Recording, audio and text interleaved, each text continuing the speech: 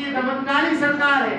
5 साल कहते हैं कि लोगों पर, किसानों पर, नौजवानों पर, व्यापारियों पर जुल्म हो रहा है इस सरकार में, लेकिन जब चुनाव आ जाता है, जिस दिन चुनाव होता है उस दिन हम लोग बढ़ जाते हैं।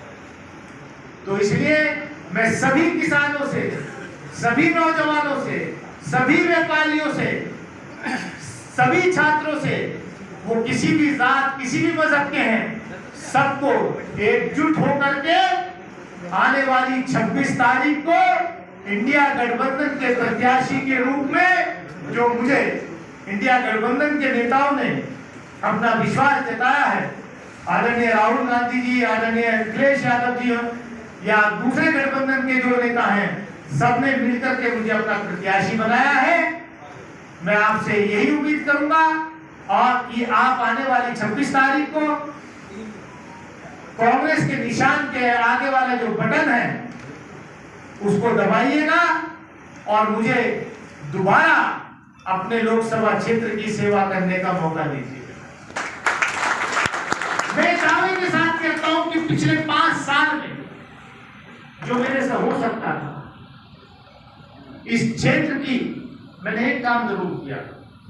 लोग कहते हैं कि आप आपने क्या किया? मैंने कहा मैंने एक काम किया कि अमरोहा लोकसभा क्षेत्र के नाम पर जो धूल जमी हुई थी पार्लियामेंट की स्क्रीन पे, उस धूल को हटाने का काम, साफ करने का काम मैंने जरूर किया।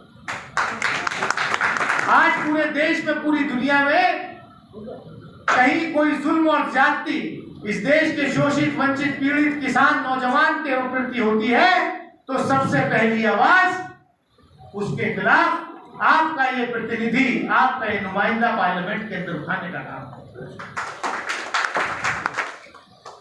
आपने देखा मेरे से पहले के भी जो सांसद थे कभी जुबान नहीं बोली, कभी क्षेत्र की समस्या पार्लियामेंट में नहीं उठाई, कभी देश की समस्या नहीं उठाई, लेकिन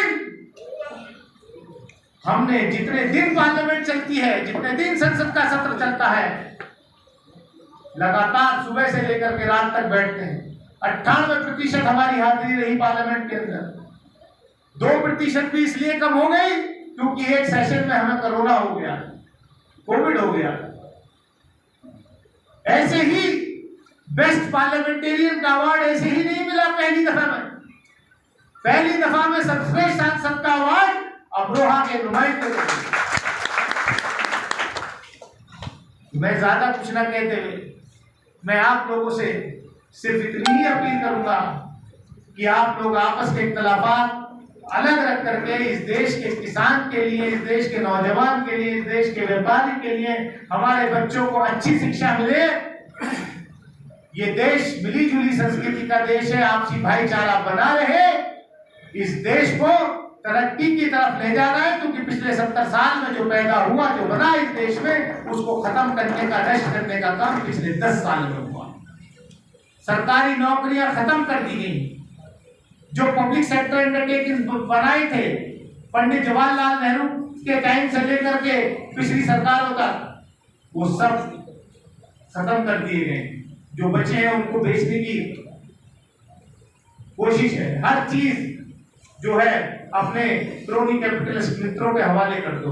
तो मैं ज्यादा कुछ ना कहते हुए मैं एक बार फिर आप लोगों से अपील करूंगा कि आने वाली 26 तारीख को आप लोग पंजे के निशान के आगे वाला बटन दबाएं और एक बार और, क्योंकि मैं आपका अपना हूं, खास तौर से इस विधानसभा क्षेत्र में मेरा ज्यादा हक, तो मुझे यहाँ कम बुलाइएगा, मैं यहाँ कम समय दूंगा क्योंकि लोकसभा क्षेत्र बहुत लंबा है।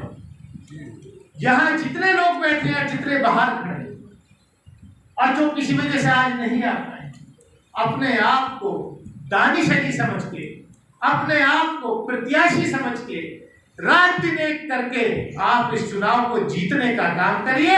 ये चुनाव खाली दानिश अली का चुनाव नहीं है, ये चुनाव आप सब लोगों का चुनाव है। ये चुनाव उन सब लोगों का है जो इस देश के लोकतंत्र में यकीन रखते हैं, जो इस देश के संविधान में यकीन रखते हैं। इन्हीं अल्फाजों के साथ, इसी उम्मीद के साथ कि विजय आपकी होगी, जीत आपकी होगी। बहुत बहुत शुक्रिया। जय हिंद, जय भीम, जय समाजवाद, जय भारत। खुदा। देखिए, बहुत बढ़िया बात है हमारे प्रत्याशी जी ने। बैठिए साहब। अभी जो सदन है, जो यहाँ अध्यक्ष चुने गए हैं, वो इस सभा का समापन करेंगे, उनका संबोधन होना भी जरूरी है। मैं आपको बता दूं और आपको एक चीज